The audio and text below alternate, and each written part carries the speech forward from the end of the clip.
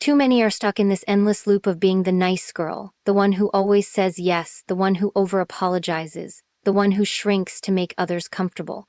But being nice has been twisted, weaponized against you. It's not a badge of honor, it's a prison. It's a quiet surrender. The moment to stop that is right now. Being nice is often code for being invisible. It's a tactic to avoid conflict at your own expense. It's an exhausting performance designed to please everyone but yourself. That kind of niceness, fake, forced, and fearful, costs more than it's worth. It steals your time, your power, and your self-respect. When you're constantly bending over backwards to make others happy, what are you really saying about yourself? That your wants don't matter. That your voice isn't worth hearing. That your boundaries are optional. And let me tell you, that mindset is a fast track to burnout and resentment. It's the kind of living that makes you wake up one day, confused about who you really are because you've spent so much time being what others wanted you to be. It's not just about being nice. It's about being strategic with your kindness, about mastering the art of saying no without guilt. It's about recognizing that true strength isn't loud or aggressive, it's steady, sure, and unshakable. It's about taking up space unapologetically. So, what's the alternative? What does it look like to stop being the nice girl and start being the real girl, the unapologetic woman who knows her worth and demands respect? First, it starts with awareness. Understand the patterns you've been playing. Notice every time you say yes when you want to say no. Every time you bite your tongue to avoid making waves. Every time you minimize your feelings to keep the peace. Awareness is the first step to breaking free from these chains. Second, build your boundaries like a fortress. Boundaries are not walls to keep people out. They're guidelines that protect your peace and your power. When you set a boundary, you're not being selfish. You're being sane. You're telling the world, this is what I will and will not tolerate. And when people test those boundaries, that's where your strength shows. It's in standing firm, in holding the line, in saying, no, this is non-negotiable. Third, reclaim your voice. Speak your truth even when it feels risky. Express your needs clearly, firmly, and without apology. Speaking up isn't about being rude or aggressive. It's about being honest and respectful, first to yourself and then to others. The more you practice this, the more natural it becomes. Your voice is the strongest weapon you have. Use it wisely, use it often. Fourth, stop apologizing for existing. There's no need to say sorry for having an opinion, for taking space, for needing time for yourself. Apologies should be reserved for when you've truly caused harm, not for expressing your boundaries or standing your ground. Over-apologizing is a habit that undermines your authority and feeds into the nice girl trap. Fifth, learn the power of no. It's a complete sentence. No explanation necessary. No justification needed. Saying no is a declaration of self-respect. It's a way to conserve your energy for what matters most. Every time you say no to something that drains you, you say yes to something better. Whether that's your goals, your mental health, or your happiness.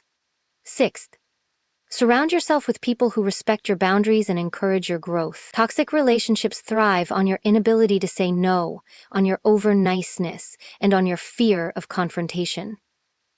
When you start standing up for yourself, some people will push back or try to manipulate you into old patterns. That's their insecurity showing. Real allies will celebrate your strength and support your evolution. Seventh, recognize that discomfort is part of the process. Growth never happens inside a comfort zone. Saying no, setting boundaries, speaking up, it all feels awkward and scary at first. There will be backlash, guilt, second-guessing. That's normal. That's the price of freedom. Keep pushing through the discomfort, because on the other side of it is confidence, respect, and self-love. Eighth, commit to self-care as a non-negotiable ritual. Being the nice girl often means putting everyone else first, leaving nothing for yourself. But you cannot pour from an empty cup. Nourishing your body, mind, and spirit is a radical act of rebellion against the nice girl script. It reminds you daily that your needs matter just as much as anyone else's. Ninth, build resilience like armor. You will face resistance, sometimes from unexpected places. People accustomed to the old version of you will test your limits. They'll push, guilt, or try to pull you back into being nice. That's when your resilience kicks in. Stand firm. Remember who you are becoming. You're not here to please everyone. You're here to honor yourself. 10th, practice gratitude for your strength, even when it feels fragile. Celebrate every small victory. Every time you say no, every boundary you enforce, every truth you speak. These moments build momentum. They remind you that being nice was never about being kind, it was about fear. And fear is not your master anymore. 11th, understand that being kind and being nice are not the same. Kindness is a choice made from a place of strength. It's generous, firm, and clear. Niceness is often a reaction from a place of insecurity, people-pleasing, and avoidance. Choose kindness that honors you, not niceness that diminishes you. 12th, lean into your instincts. That gut feeling that tells you when something isn't right, when you're overextending, when you need to pull back. Trust it. That inner voice is your internal compass, guiding you away from patterns of over-niceness and towards authentic strength. 13th, take ownership of your power. It's not given to you, you claim it. It's not found in pleasing others, it's found in pleasing yourself first. It's not about being loud or aggressive. It's about being centered, calm, and firm in who you are. Power is quiet, steady, and unbreakable. 14th, reframe rejection and conflict. For the nice girl, these feel like failures, signs that she's done something wrong, but they're not. Rejection and conflict are proof you're standing up for yourself. They're indicators that you're challenging old patterns and growing. Instead of fearing them, learn to welcome them as signs you're on the right path. 15th, be patient but persistent. Transformation doesn't happen overnight. You'll slip back into old habits, you'll doubt yourself, you'll get tired. That's human, but what matters is how you respond. Get back up, recommit, and move forward with more clarity and strength than before. 16th, understand that you are not responsible for other people's reactions. When you set a boundary or say no, it might trigger anger, disappointment, or confusion in others. That is on them, not on you. Your job is to be clear and consistent, not to manage other people's feelings or guilt trips. 17th, cultivate self-respect every day. Self-respect is the foundation upon which boundaries and confidence are built. When you respect yourself, you don't tolerate disrespect. You don't compromise your values. You don't settle for less than you deserve. 18th, stop waiting for permission to be yourself. No one needs to approve of your strength or your boundaries. You don't owe anyone an explanation for living authentically. Your life is your message. Speak it loud and clear. 19th, remember that this journey is not about perfection. It's about progress. Every time you choose your needs, every time you assert yourself, every time you push back against being the nice girl, you're winning. Keep going. 20th, embrace your worthiness. You are worthy of respect, love, and dignity exactly as you are. Not for what you do, how nice you are, or how much you sacrifice, simply because you exist. Claim that truth. Live it. Own it. This is not about being ruthless or unkind, it's about being real, strong, and sovereign. The world doesn't need more nice girls. It needs more women who know their worth and protect their peace. Women who say no without guilt, speak up without fear, and stand tall without apology. Stop apologizing for being you. Stop shrinking to fit someone else's comfort zone. Stop sacrificing your happiness for the illusion of approval. Stop being the nice girl, and start being the woman who knows her value and isn't afraid to take it. Setting and enforcing boundaries unapologetically is one of the most powerful actions anyone can take to reclaim their personal power and transform their life. Boundaries are the invisible lines that define where you end and others begin. They protect your emotional, mental, and physical space from being invaded or taken for granted. When boundaries are clear and firm, they create a foundation for healthy relationships, self-respect, and a life lived on your own terms. For too long, the concept of boundaries has been misunderstood or even demonized. Many think boundaries are about being selfish, cold, or unkind. That's a misconception rooted in the fear of disappointing others or causing conflict. But boundaries are not about pushing people away or shutting down connection. They are about creating a safe and respectful environment where mutual understanding and dignity thrive. Without boundaries, you leave yourself vulnerable to being overwhelmed, manipulated, or taken advantage of, often without even realizing it. The reason boundaries matter so much is that they reflect how much you value yourself. When you don't set limits on what is acceptable, you're essentially telling the world that your needs and feelings are negotiable, or even irrelevant. This can lead to exhaustion, frustration, and resentment because you're constantly giving more than you have or want to give. It's like a dam with cracks in it. Eventually, it can't hold anymore and bursts under the pressure. Enforcing boundaries requires clarity and courage. It means being honest with yourself about what you will tolerate and what you won't. It means recognizing your own limits, needs, and priorities and refusing to compromise them out of guilt or fear of confrontation. This is where the nice girl trap often kicks in. The urge to say yes to everything, to please everyone, and to avoid rocking the boat at all costs. But every time you ignore your boundaries to keep others happy, you chip away at your self-worth.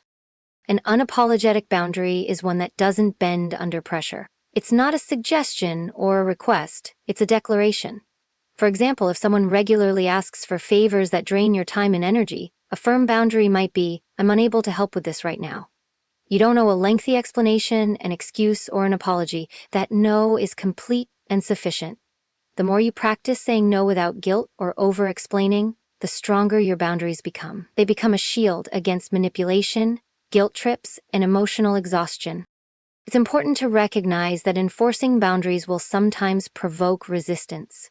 People who have benefited from your over-niceness may push back, test your limits, or try to guilt you into old patterns.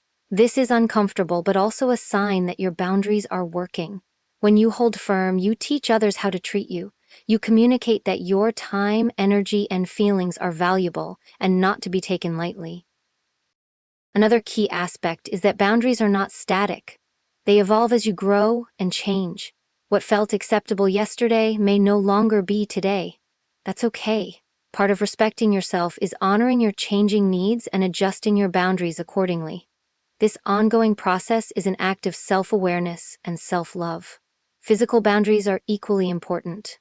Respecting your own physical space and comfort is fundamental. Whether it's about personal touch, time alone, or how much you engage in social situations, physical boundaries are about protecting your well-being. You have every right to say no to any physical interaction that makes you uncomfortable, without feeling guilty or needing to justify yourself. Emotional boundaries are perhaps the most complex, because they involve managing how much of yourself you share and how much emotional labor you take on for others. It's not your responsibility to fix everyone's problems or carry their emotional burdens at the cost of your own stability. When you set emotional boundaries, you create a space where empathy and support can exist without sacrificing your own mental health. The process of setting boundaries begins with self-reflection. You need to get clear on what drains you and what energizes you. Pay attention to your feelings. Unease, resentment, exhaustion. These are signals that boundaries need to be set or reinforced. Journaling, meditation, or talking with trusted friends can help clarify where your limits lie. Once you're clear on your boundaries, the next step is communication. You don't have to announce your boundaries like a public declaration, but you do need to communicate them when necessary. This can be direct or subtle, depending on the relationship and situation. The key is consistency. If you say no once, but give in the next time, you teach others that your boundaries are negotiable. Consistency reinforces your limits and builds respect. There will be times when enforcing boundaries feels uncomfortable or even lonely. That's a normal part of the process. Saying no might mean missing out on social events or disappointing people who are used to you saying yes. But in those moments, remind yourself that this discomfort is temporary and necessary for your long-term well-being. The cost of ignoring boundaries is far greater. Burnout, loss of self, and damaged relationships built on imbalance. Boundary setting is also an act of empowerment. It shifts the dynamic in relationships from one of obligation and sacrifice to one of mutual respect and honesty.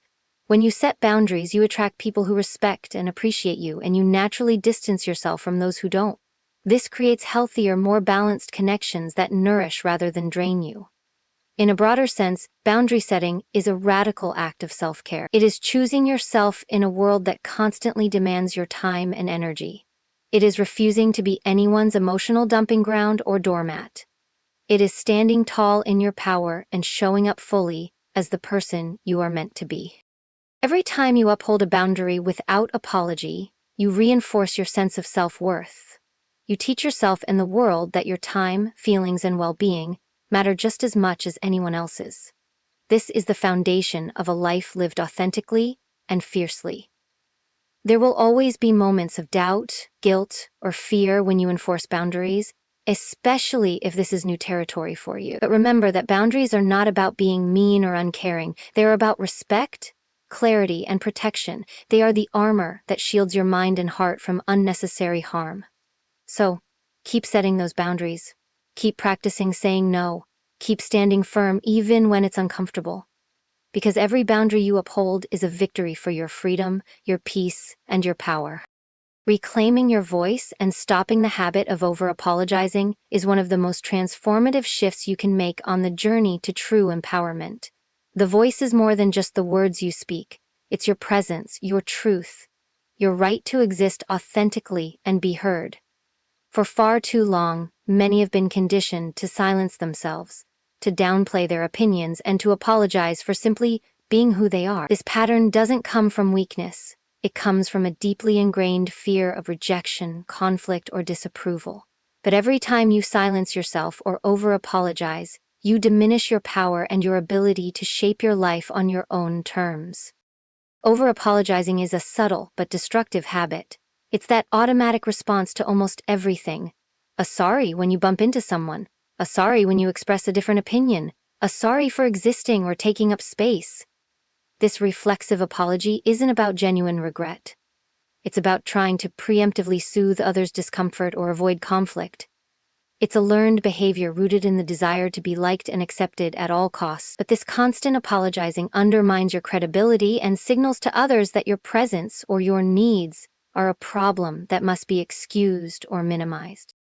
Reclaiming your voice means recognizing that your thoughts, feelings, and opinions are valid simply because you have them. Your voice is a tool of self-expression and self-advocacy. When you speak up, you claim your place in the world. You set the record straight about who you are and what you stand for. It's not about dominating conversations or overpowering others. It's about being clear, direct, and honest. It's about refusing to let your truth be muffled by fear or insecurity.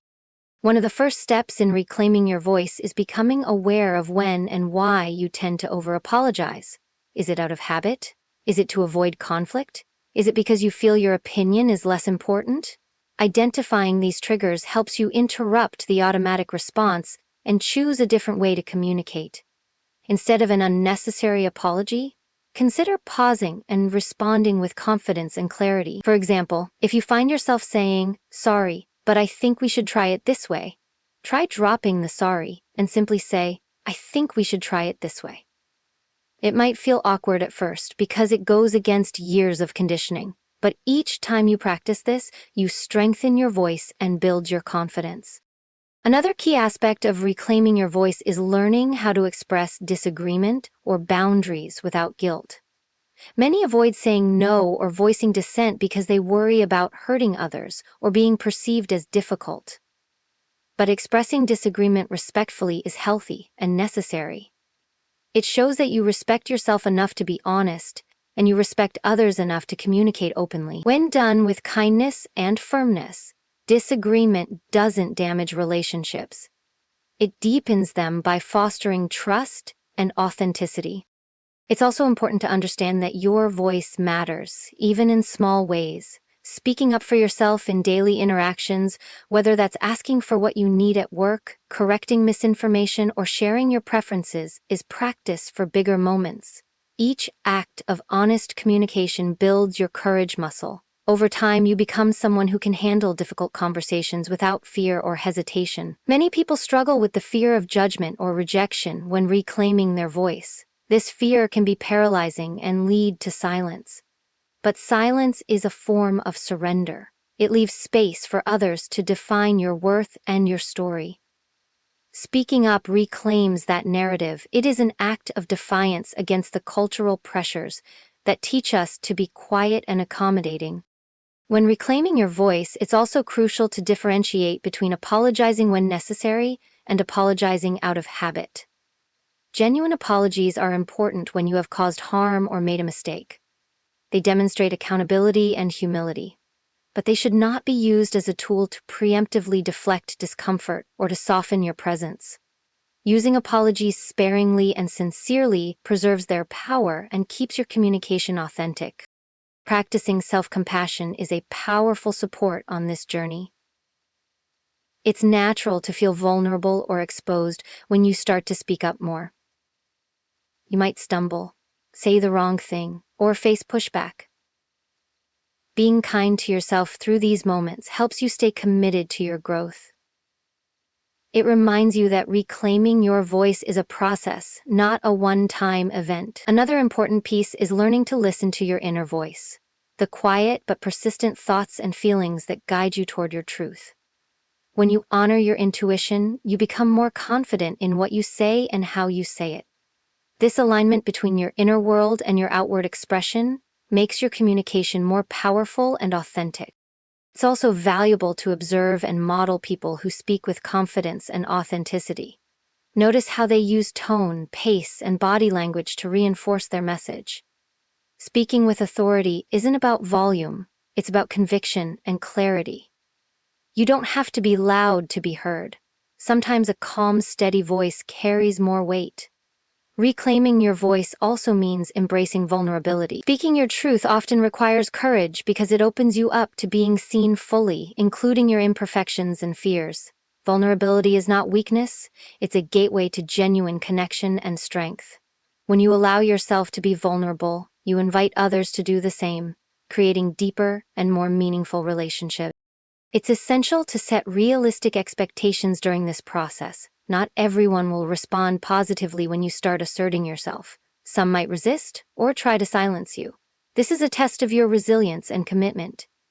The more you stand firm, the more your confidence grows and the more others learn to respect your voice. Language matters too. Instead of saying, "I'm sorry" all the time, try replacing it with phrases that assert your perspective without guilt, like, "I think," "I feel," or "I need." These statements honor your experience and make your communication clear and direct. This subtle shift in language reinforces that your voice is important and worthy of being heard. Reclaiming your voice is also about owning your story. Every experience, every lesson, every challenge has shaped who you are. Speaking about your journey with honesty and courage empowers not only you, but also those around you. It creates space for others to share their truths and fosters an environment of mutual respect. As you practice reclaiming your voice, celebrate the small wins. Each time you express yourself without apology, each time you assert a boundary or share an opinion, you're building a foundation of self-trust. This foundation supports you through life's challenges and amplifies your influence. Ultimately, reclaiming your voice and stopping over-apologizing is about honoring your humanity. It's about refusing to shrink in the face of fear or doubt. It's about standing tall, speaking clearly, and living authentically. When you reclaim your voice, you not only transform your own life, you inspire others to find their voices too. Embracing your worth and refusing to shrink to fit others' expectations is a profound act of self-liberation and personal power. Society often conditions individuals, especially those who are told to be nice, to minimize their presence, to dim their light so they don't intimidate or upset anyone. This subtle but pervasive message teaches that your value is contingent on how much you conform, accommodate, and sacrifice. But the truth is that your worth is inherent, unshakable, and non-negotiable. When you stop shrinking yourself to fit into someone else's mold or comfort zone, you reclaim your life, your happiness, and your potential. The pressure to conform is powerful because it taps into a primal human need for belonging and acceptance. From childhood, many learn to adapt their behavior, silence parts of themselves, or lower their standards in order to avoid rejection or conflict. Over time, this creates a pattern of self-negation where your true desires, talents, and emotions are sidelined in favor of pleasing others. This is not just a loss for you, but for the world, because when you hide your authentic self, the unique gifts only you can offer remain locked away. Embracing your worth starts with recognizing that your value does not depend on external validation. Your worth isn't something to be earned by pleasing others or ticking boxes on someone else's list. It's a fundamental truth of your existence.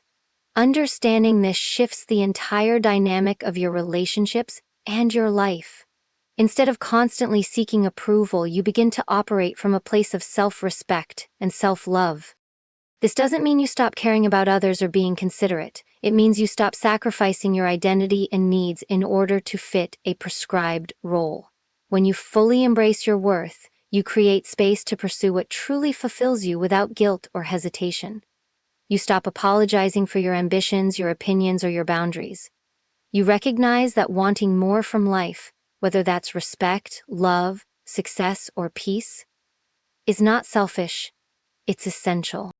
One of the most challenging aspects of embracing your worth is overcoming the internalized messages of unworthiness or inadequacy. These messages are often reinforced by cultural norms, family expectations, or past experiences that made you feel less than. But those are stories, not truths. Rewriting those stories requires intentional effort and self-compassion. It means practicing affirmations that affirm your value and actively choosing thoughts that empower rather than diminish you. When you stop shrinking yourself, you also stop living in fear of others' judgments or criticisms. This freedom is revolutionary. It allows you to take up space unapologetically in conversations, in your career, in your personal life. Taking up space is a powerful metaphor for living fully and authentically. It means showing up as your whole self, without trying to make yourself smaller so others feel more comfortable. It means claiming your right to exist with confidence and dignity. Part of embracing your worth is learning to prioritize your well-being and happiness. This might mean saying no to obligations that drain you, walking away from toxic relationships, or choosing environments that nurture your growth. It's about making decisions that honor your values and support your mental, emotional, and physical health. When you prioritize yourself, you model self-respect and set a standard for how others should treat you. Another important dimension is breaking free from the nice girl syndrome's invisible cage, the fear of being perceived as too much, too loud, too ambitious, too emotional, too independent. These labels are designed to keep you in a box where you are predictable and manageable. But there is nothing wrong with being all of these things. Your complexity is your strength. Your passion is your power. Embracing this truth unleashes an energy that can transform not only your life, but inspire those around you. As you embrace your worth, you begin to attract relationships and opportunities that reflect your true value. People who appreciate your authenticity, support your growth, and respect your boundaries naturally gravitate toward you. Conversely, those who only want you to fit a limited role or diminish your presence lose interest or are naturally distanced. This process of realignment, though sometimes uncomfortable, is necessary to build a life that is fulfilling and aligned with your true self. The journey of embracing your worth also involves forgiving yourself for the times you did shrink or dim your light. Self-forgiveness releases the burden of past mistakes or compromises and frees you to move forward with clarity and courage. Remember, growth is a process. Each step toward embracing your worth is a step toward freedom. Embracing your worth requires courage. The courage to stand alone if necessary, to face criticism or misunderstanding, and to trust that living authentically is more valuable than fitting in. This courage is cultivated through practice, self-reflection, and surrounding yourself with support systems that honor your journey. Your worth is also reflected in how you speak to yourself. Self-talk is a powerful force that shapes your beliefs and behaviors. When you replace self-criticism with self-encouragement, you nurture resilience and confidence. Affirmations like, "I am enough," "I deserve respect," and "I honor my truth" reinforce your value and help you maintain your commitment to yourself. It's important to remember that embracing your worth doesn't mean perfection or never making mistakes. It means accepting yourself fully, flaws and all, and refusing to let fear or self-doubt dictate your life. It means recognizing that you are whole and worthy right now, regardless of external achievements or approval. This shift in mindset transforms how you show up in the world. You become more decisive, more assertive, and more aligned with your purpose. You stop apologizing for taking space, for having needs, or for expressing your emotions. Instead, you live boldly, unapologetically, and with a deep sense of inner peace. Ultimately, embracing your worth and refusing to shrink is an ongoing practice. It requires daily commitment and awareness to notice when you fall back into old patterns, but each time you choose to stand tall and honor yourself, you deepen your sense of empowerment and freedom. This is not just about surviving or getting by, it's about thriving and becoming the fullest expression of who you are meant to be.